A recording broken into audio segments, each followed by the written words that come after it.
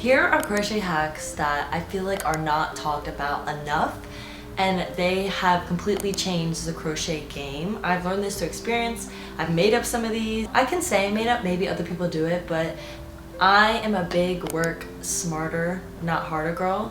I don't know if that's lazy. I said this in my crochet any sweater you want tutorial thing video. I said that I'm just a lazy girl, but that's literally like my work smarter, not harder is how I live my life.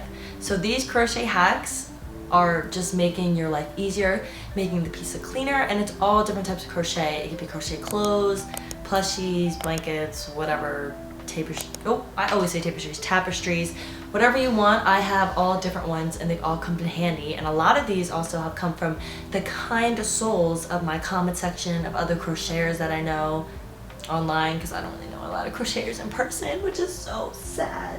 If you're from my area, like reach out to me. I need a crochet friend. But anyways, let's get into the video. The crochet hack that I think is really useful actually came to me from Kind of Made Cameron. She was sweet enough to comment on one of my videos where I was talking about weaving in ends and how annoying it is, and I don't understand how people do it, whatever. And this is where she's like, girl, like just do the invisible knot. I'm like, I feel like this is a term that I've heard before, but I never actually put in my head, and I was like, oh, the invisible knot is like you just tie two strings together, cut it, but like there's a chance it unties, whatever.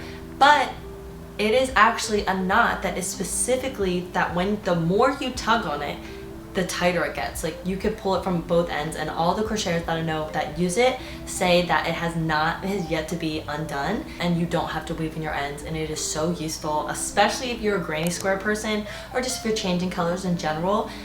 Invisible knot is just such an amazing way to do this. I'm either gonna link a tutorial and then I'll do a quick one. I'm not really the best at explaining this. So for example, say I'm currently crocheting with this orange yarn, like it is in there, crocheted. And I wanna switch it out for this brown yarn, which I would never do because these color combos are not cute together, maybe for Halloween. But if I'm crocheting with this yarn, and even if I haven't, like, it would still be attached, but I cut it later. I go over and then under, and you like tie a knot one way,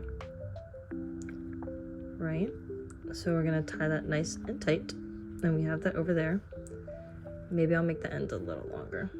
So we have one knot here going one way, and then you're gonna tie another knot going the opposite way, or just the opposite side. There's definitely more in-depth tutorials, but this is how I do it. And then I tie that knot. So right now we have two knots. And I swear it does get quicker once you do it. And then I tie that knot tight. And then I just pull these two strings so it closes the gap. See how I'm tugging apart, which is naturally how the knot, like regular knots would untie, but this one is secured. So all you do is you grab your scissors that I can't find right now. You grab your scissors and you cut as close to the knot as possible without cutting the knot, because that would be kind of pointless. And then you just have this tiny knot that I just easily crochet over, and you can't see it, and it's just so nice. And look, I'm pulling it. It's not undoing. It's so beautiful. Invisible knot is basically when you have two different strings and you're two different color yarn or whatever, and you're switching the colors. But usually when you switch colors, you have to either tie a knot, weave in ends, or it just takes forever. And sometimes in crochet, you're changing colors a lot every other row, granny square, just in general, and weaving in ends is just like not fun at all. But this is just a clean, easy, quick way to do it. And I just love, life changed since she taught me that. I think I'll be talking about this for the rest of my life. I think I'll be telling my grandchildren how she taught me that. And if you don't follow her already, like, how do you even crochet? That girl is literally crochet queen, but whatever. Next, another one is at night, using a book light for crochet. I literally like have a book light that will go, I have two different kind of book lights actually. Like you could do the ones that you just clip on your shirt and then have it shine your crochet. I have the one that like you go around your neck. Where is it? It's in here somewhere. I'll put in a picture of it, but whatever. I have like two of them because I keep losing them, exactly. But I have one that goes around your neck and you like put it up so at night when I'm crocheting, if I'm on the bus, if I'm wherever it's dark and I want to crochet, even like sometimes I just don't want a bright light in my face and I want the rest of my room to just be calming and comfy. I'll just use my book light to crochet, and I feel like that's so useful because honestly 9 times out of 10 I'm worsening my eyesight by crocheting in the dark where I can't see. So that's a nice one. And I know a lot of us crocheters are also readers. I just feel like those hobbies go together because we're just calming Grammys who just have escapism from reality. So because of that, this is my next one, is if you love to read or if you want to get into reading but you know crochet is just taking up all your time, like you just can't put the hook down, but it is what it is, whatever. This is why using audiobooks to read at the same time as crocheting is so useful. I'm so glad Audible partnered with me to give me a link to get you guys a free trial for Audible for 30 days, and you can cancel it whenever. With the free trial, you get over 180,000 audiobooks that you can choose to listen from, all different types of books, romance books, you know, that's really what I'm here for, fantasy, like I live for that. And then on top of that, there's also the other books, maybe you want a different title that is included one, then you get one free audiobook that you can just keep forever. So I'm basically giving you a free book, like you're welcome. Audible is just like the go-to platform for audiobooks, so if you want to support my channel and also just crochet and read at the same time, I did make a video on how to crochet and read at the same time, but it's not easily grasped by everyone, and that also came with a lot of practice, a lot of crocheting. I've crocheted for like 10 years. So much crocheting, that's so much yarn if you think about it, but it does come with practice. So if you don't want to do that, and also a lot of people say they like to just focus. I know a lot of people watch videos, whatever, but if you love to read and if you just want to expand your knowledge, I know just listening to audiobooks in general is good while you're driving, cleaning up, whatever, but mostly crocheting. This is a crochet video. We don't have time to drive or clean up. We only crochet here. Okay, thank you. But yeah, using audiobooks. The next one is kind of similar, but it has to do with school. I'm currently a college student, if you didn't know, trying to get, you know, trying to be smart. So one thing that I use is, it's kind of similar to the audiobooks, but it's called Google, what is it called? Google Notebook LM. If you're a student of any type, or if you just want to learn and upload notes, whatever, but basically you can upload your notes and then they will make your own little like podcast between two people, and it's actually so useful. They're usually like 20 minutes long, and for the free version I can only get like 2 audiobooks a day, but that's when I just log into all different types of emails so that I can get unlimited, but I'm not supposed to say that, but whatever. But basically that's something that I do as a student, that so I can learn and crochet at the same time. That's something I do a lot. I always gotta find a way to make time to crochet while being a student because I'll go crazy. So that's another thing that I love. Okay, this is for crochet tapestries, which I think could be included in all different crochet. Like I feel like making little pictures could be wall hangings, it could be pillows, it could be bags, it could be sweaters, it could be you make a little shirt for your plushie. I don't know, I'm not really a plushie girl, but nonetheless, if you're making a crochet tapestry, you should have different piles of yarn. For example, I will put up a picture. I don't have one in the top of my head, but if you have 2 colors, say like the background is like white or something, or you have your background color and you have to hop across, instead of like cutting your yarn, switching the color, hopping across, maybe you have one little pile of blue and one little pile of blue on each side, and then you just pick up those yarns, or you just have all different piles of yarn. It might get chaotic, you want to move the piles as you go, but it's so much easier than having to cut it or dragging it across, and it looks so much cleaner.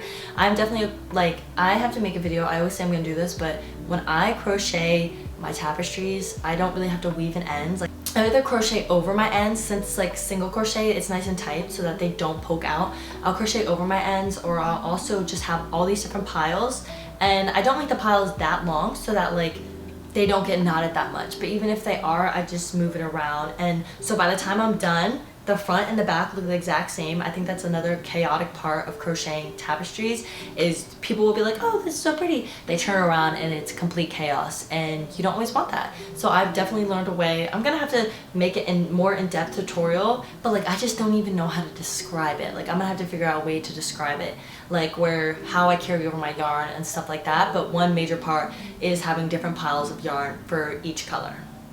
And like, I'm not just saying each color, I feel like it should be like each section.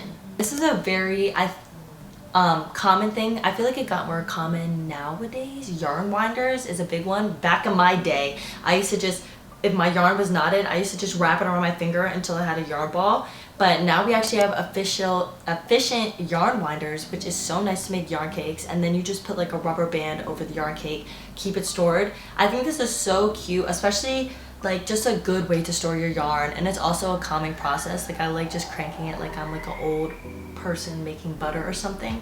But that's another way to just organize your yarn in general. It's a constant struggle, and I feel like the yarn that we get is so loose, and this is just like a neat way to do it, especially if like you have knotted yarn or you have like something you frogged, or if you just, you know, want your cakes to be smaller or just make it all like nice and neat. I definitely would invest in a yarn winder. I love my yarn winder. I actually have to do that. I'm gonna have to do that eventually, but we shall see. We shall see. I feel like since I'm in my college apartment, there's just no hope for organizing my yarn. It's under my bed, it's in my car, it's in my closet. Like once I have, you know, my own yarn room, that's also gonna be a library. I'm also gonna have like what are they called? Like a couch window? I don't remember what those called, but it's just gonna have a beautiful window looking at my willow tree. I promise you, I manifested this. This is my life. Like that's what I'm getting. Then once I do that, I'm gonna have like all my neat yarn cakes that are like all the same size and color coordinated and all that. I can't wait. But yes, definitely yarn winder. And they just make these cute little cakes, and you can pull from the center, and life's just good. I mean, if you don't center pull, like you're literally chaotic. I don't know how people do that. Okay, I made a whole other video about this too, but blocking your crochet pieces. This is mostly for acrylic yarn. I, in my wise years, 10 years of crocheting, but 10 years I've been broke. It's been from 10 years old to 20 years old, and I haven't had enough money to, you know, up my yarn quality. So I'm mostly an acrylic yarn girl. Saying that, I block my crochet pieces because when you heat up the acrylic yarn, it loosens the fibers and it just makes your pieces so much more loosey-goosey, whatever. This is mostly for crochet clothes, blankets, you know, things that you want to be flowy. Because like, for example, this is all flowy, but if it was like crochet, it'd be like stiff and it would just be not as cute. That's why if you want to up the quality of your pieces, you want to make them more comfortable, you want to loosen the fibers, I love to block my crochet pieces. Sometimes it might seem overwhelming and confusing, but all I do is I literally take a steamer to it. I have a video tutorial of that. But yeah, no, I'm a big advocate for blocking. Always block your pieces. You know, I don't know how you don't. I mean, I did at one point, but now that I'm telling you, there's no reason why you shouldn't. This is another one I'm gonna show. I actually saw this when I was trying to learn how to do Tunisian crochet. They crochet in the back bump of the crochet chain. So like first you make the chain, and then instead of going like in the V, I'm like describing this with my hands, but I'm gonna add a video. But instead of crocheting in the V, you wanna crochet in the bump. And what that does is it makes the top and bottom match. So we have this starting chain. It's easier if you make it looser, but it also doesn't matter. 3, 4, 5. Okay. But basically, whatever stitch you want, usually we just go into the V's like this. Like I'll just do single crochet, I'll do half double crochet. Just go into the starting chain, whatever, right? Per usual.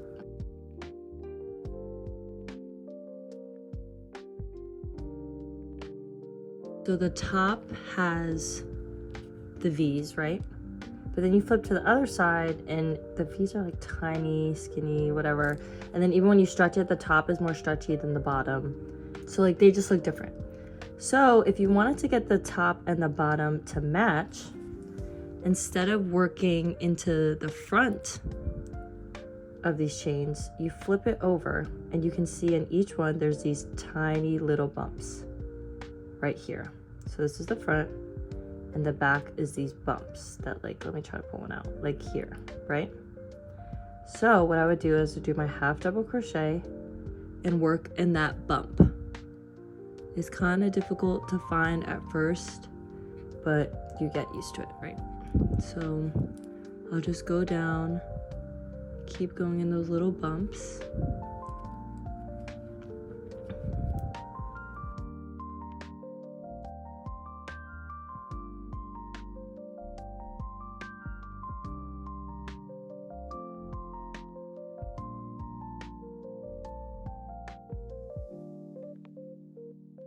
So now we have this side and this side match. See how it looks the same? And they're both stretchy. I just feel like that looks so cool. All right, that's all. This could be useful for different things. Like one, the top and bottom will look the same, so you can't see the difference, which only like crazy nitpicky people like me think about. But at the same time, it makes it easier if you want to come back to that bottom for whatever reason, whatever project. It just makes it look overall neater. Because sometimes like when you do that first row, also it makes it stretchier. When you do that first row, it's just like as tight as the chain. It's not as stretchy, whatever. But it takes some more time, but I feel like once you do it, you'll get the hang of it. But if you crochet in that bottom bump, it just makes, I don't know, I just think it's like a nice little touch because the top and the bottom both have those V's and it just looks so much nicer. I personally liked it. I like it a lot. But this is just, yeah, I think they do it for most Tunisian crochet. I don't think it really makes a difference either way, but it's so it gets like that stretch and I love it a lot. I feel like this is a common one, is just using anything as stitch markers. Obviously you want to buy stitch markers because they're all cute and neat, whatever, but you could literally use so many different, you could use an old piece of string, you could use a paper clip, you could use just anything close by that is small and that will stay.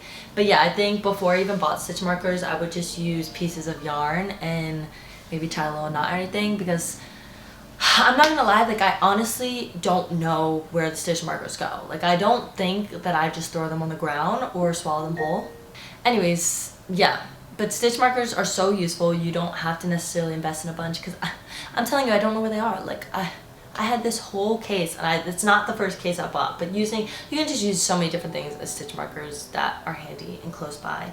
But you know, getting cute ones too. I kind of want to get heart ones, but we'll see. I love this little trend that was going on. I feel like it's a common thing now, is using yarn to store yarn.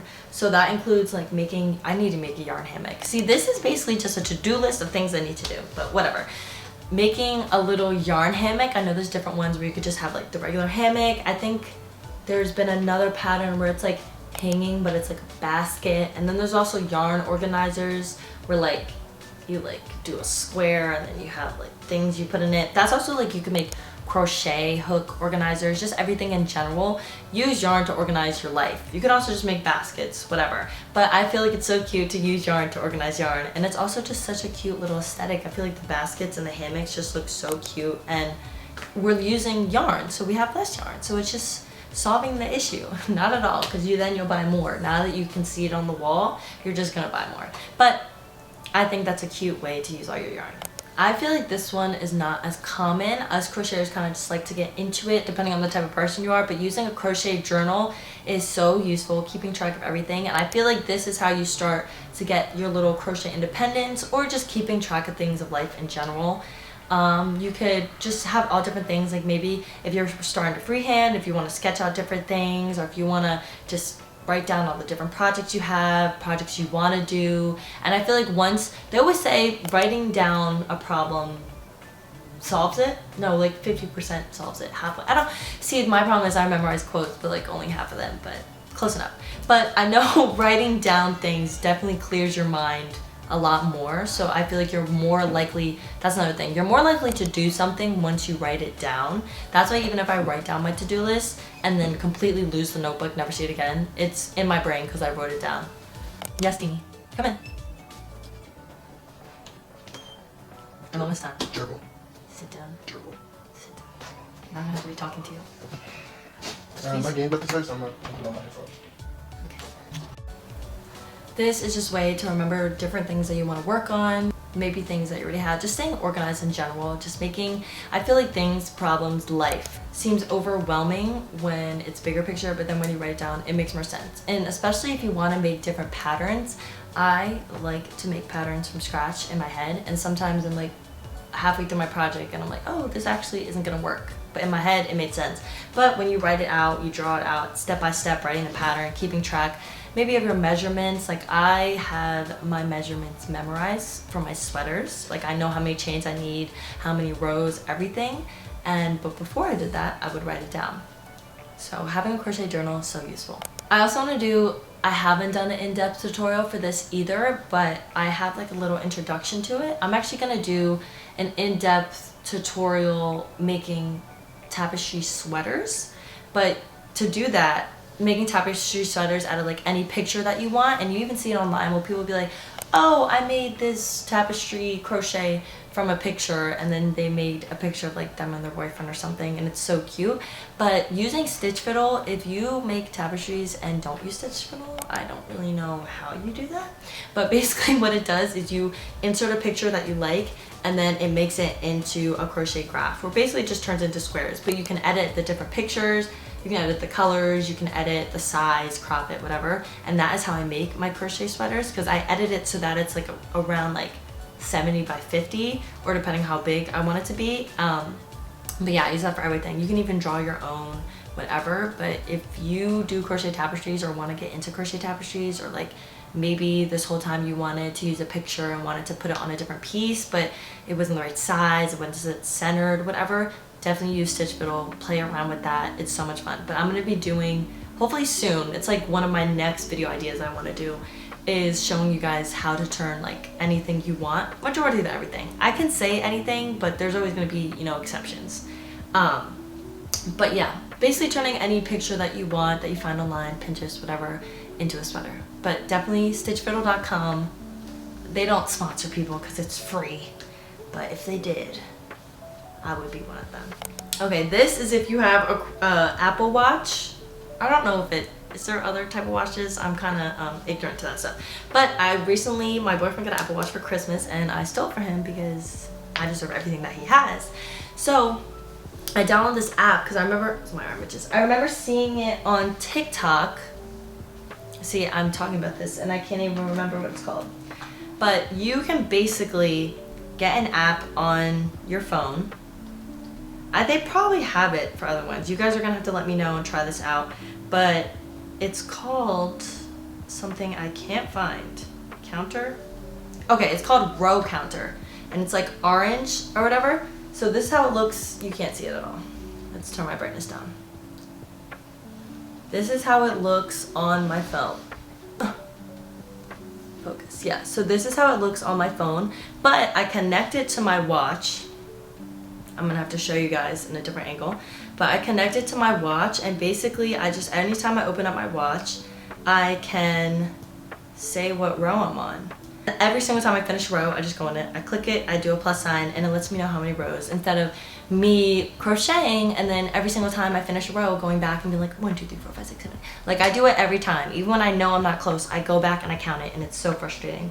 But this saves a lot. Even if I forget a few rows, it just helps me get, you know, gauge around how far I am in crocheting. But yeah, that definitely was useful. Honestly, you could just like have it on your phone too and just have that close by, or you could just have it on your laptop. I used to do it on my laptop before, but that is just so helpful because you need to know how many rows you count. Like, we can only count so much, you know? So I was saying before, when you steam your crochet pieces, like that loosens the fibers. When you also burn them, it, like, sometimes acrylic yarn can have that fuzzy look when you're making like plushies or different things, or flowers even. When you burn them, you get rid of all the fuzzies and without lighting it on fire, which is so, well, maybe like don't hold it under too long. Like, you just hover the lighter around it. You know, if you have the intentions to light on fire, probably eventually it will. So, you know, do this with caution, but it does have an overall cleaner look. I've also seen people burn the ends of their crochet instead of weaving them in, which is a different one. I've never tried that out, so I'm not sure. But, you know, have a fire extinguisher close before you listen to me. And then also when you're making crochet bags, this is more for crochet bags, but it also could work for a lot of other things, I want to say.